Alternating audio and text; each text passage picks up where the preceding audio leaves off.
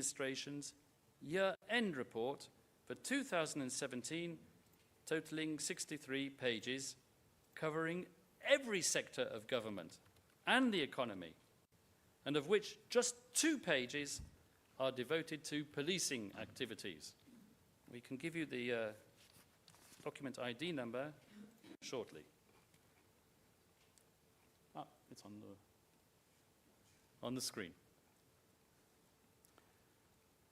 While the deaths of 3,967 drug personalities mentioned are indeed recorded, as Ms. Robin Croft so helpfully pointed out in her presentation, and are not insubstantial, these deaths comprise a fraction of the 118,287 total arrests for drug-related activities, especially when the government is conducting special operations in a concerted drive to curb the narcotics problem. Such statistics are certainly not indicative of a wholesale policy of murder designed to supplant the process of law. If they were, then certain Latin American state parties would have regularly equaled or exceeded the Philippines in the number of law enforcement killings per capita of the population. What is quite egregious, however, regarding the prosecution's reliance on the 2017 Key Achievement Report is the way in which it glosses over, or rather ignores, those pages which do not suit its case theory. Take, for example, pages 28 of the document, which highlights the fact that 1,900 drug-related investigations had been carried out against law enforcement officers in the preceding year, with 375 police officers being dismissed, including the 2 policemen involved in the murder of Carl Arnaiz, who were later convicted and sentenced to life imprisonment. These policemen were affiliated with the Caloocan City Police Station, and where, so the report mentions, 1,000 personnel belonging to that station were sent for retraining.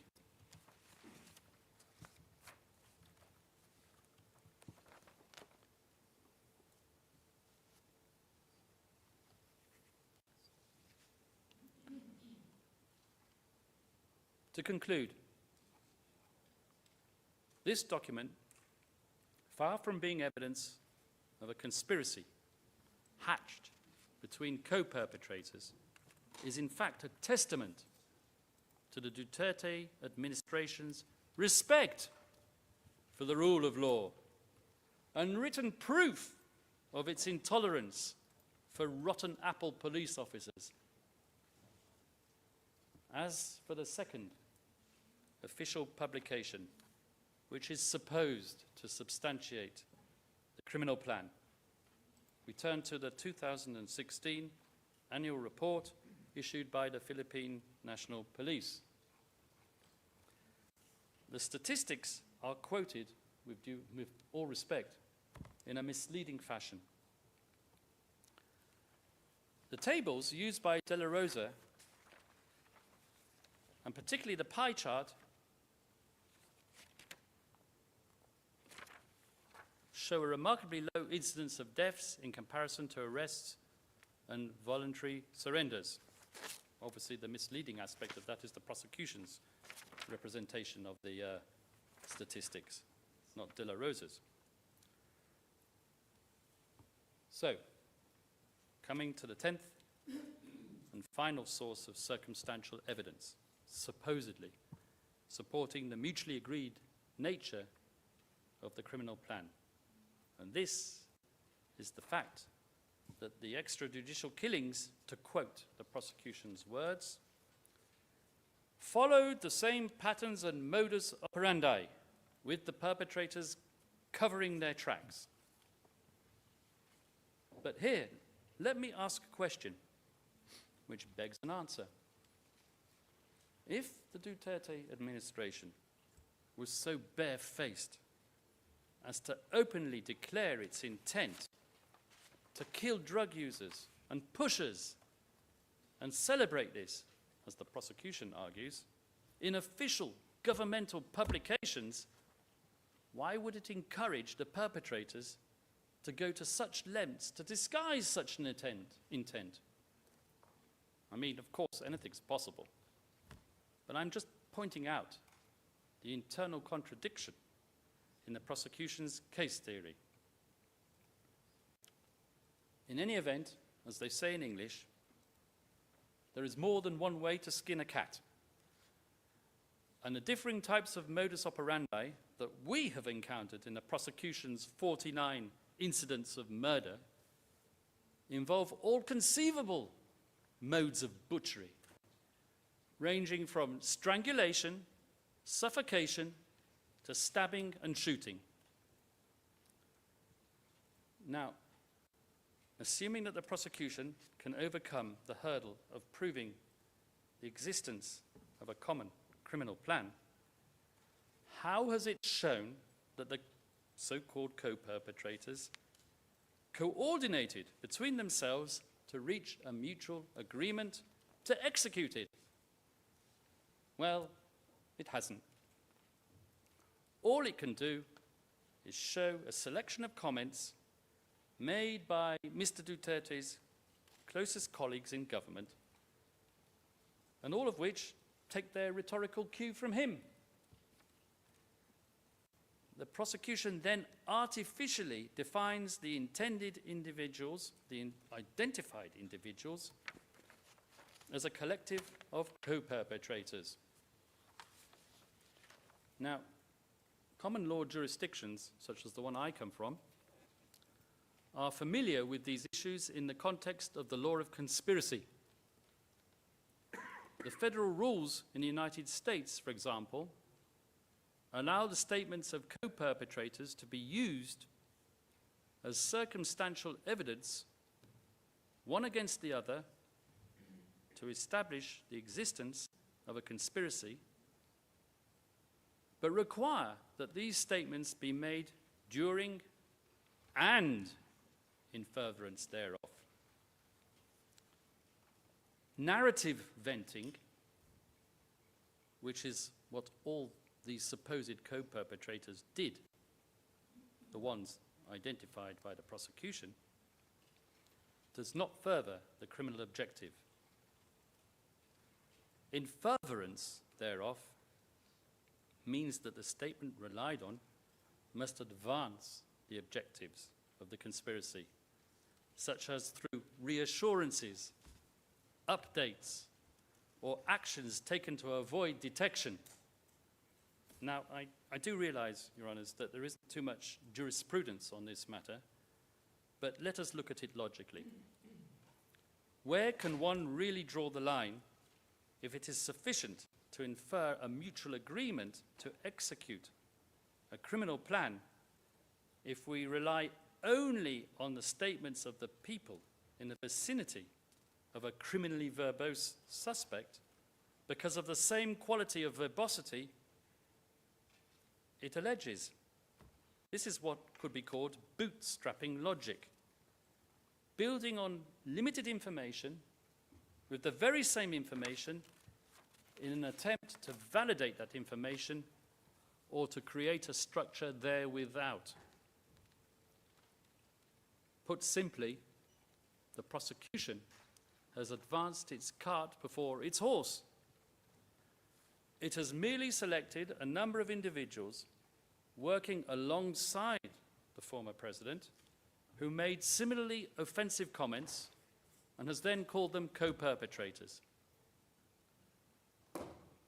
Instead of seeking evidence which might shed light on the interactions of these individuals between one and another, and construing a criminal conspiracy therefrom, should the evidence even support such a hypothesis, the prosecution has taken its preconceived and predetermined premise of a criminal plan and forcibly superimposed it on these individuals.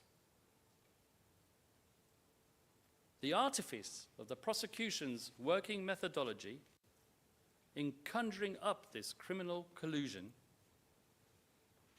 becomes even more apparent if we examine the evidence emanating from the crime-based perpetrators themselves on a granular level, especially from the prosecution's own star witnesses, 2 of 3 of whom supposedly formed the hardcore of a more limited organization referred to earlier in my submissions.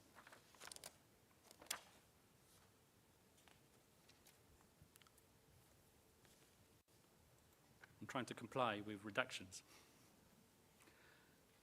P1, for example, a self-confessed murderer whose recruitment by the prosecution will be examined elsewhere, was asked about the common criminal plan of his associates up to 2017. And this is what he had to say. Every time somebody was at fault against the government of Rodrigo Duterte, we didn't bother to send them to prison. We would just kill them. That's PHL OTP 0001 2584 at lines 248 to 250. Okay, and that was the audio which I just quoted, and here we have the transcript. PHL OTP 0001 2376 hyphen R02, lines 248 to 250. So, having given you that quote from P1, I would say that as far as this witness was concerned, the common plan was not a refined policy of cleaning up the streets, but rather a killing frenzy of the political opposition. Obviously, no such policy existed, and no such policy is alleged. P3, whose evidence relates to the presidential period, describes a similar orgy of killing without rhyme and without reason, but not drug addicts, nor alleged criminals, but rather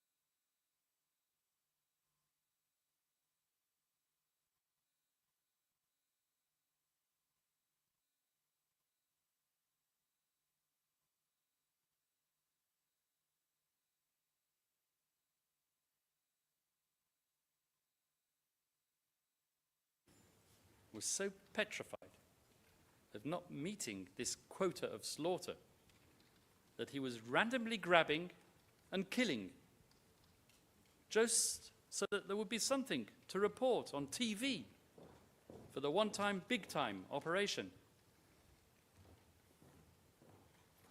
Now, I ask you, how can P3 have been operating under a clear criminal direction to target drug users for murder, criminals for murder, when he states that on occasion he would perform so-called clean arrests?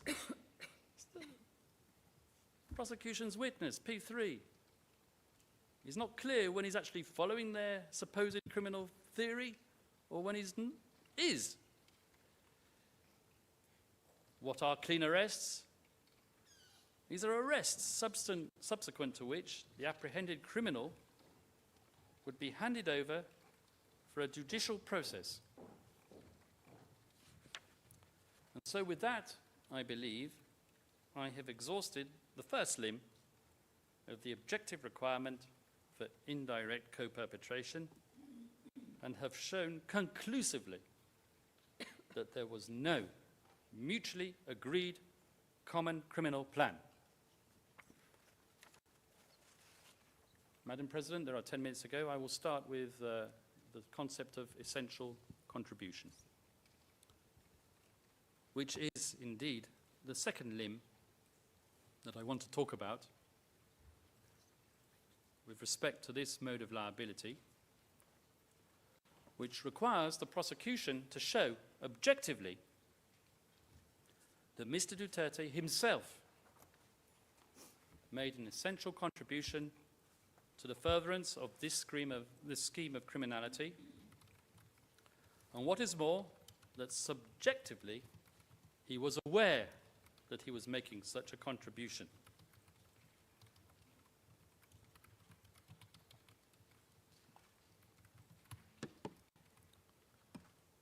This is what us Latin-speaking lawyers, would call the sine qua non test. Or to put it another way, did these 49 murders, which the prosecution has identified, occur specifically because of Rodrigo Duterte's involvement? Or, to make the logic a whole lot simpler, would Rodrigo Duterte's withdrawal from this criminal scheme to target suspected criminals, as alleged by the prosecution, have led to the avoidance of these 78 deaths? Let us see where this test is set out in the Ali Koshaib trial judgment. Paragraph 796. And I'm going to quote the essential part for the purpose of the essential contribution.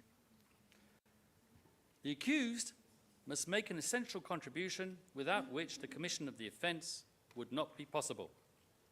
To hold an accused liable as a co-perpetrator under Article 25(3)(a) of the statute, it has to be established inter alia that he or she had control over the crime by virtue of his or her essential contribution to it and the resulting power to frustrate its commission.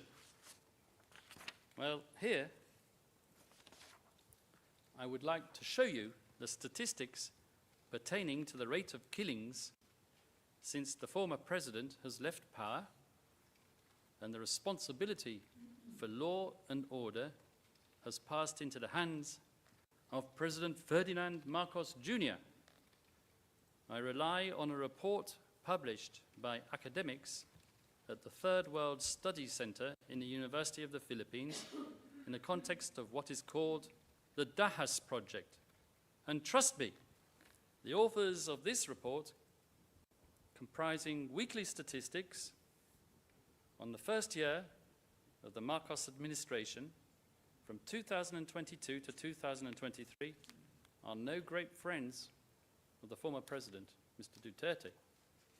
This report was even cited, I remember, in a Rappler article, but it's to be found on our list of evidence at PHL D36 0006 0001, pages 006 to 0010. The report for the first year of the Marcos administration showed that out of 342 killings, 160 were at the hands of state agents.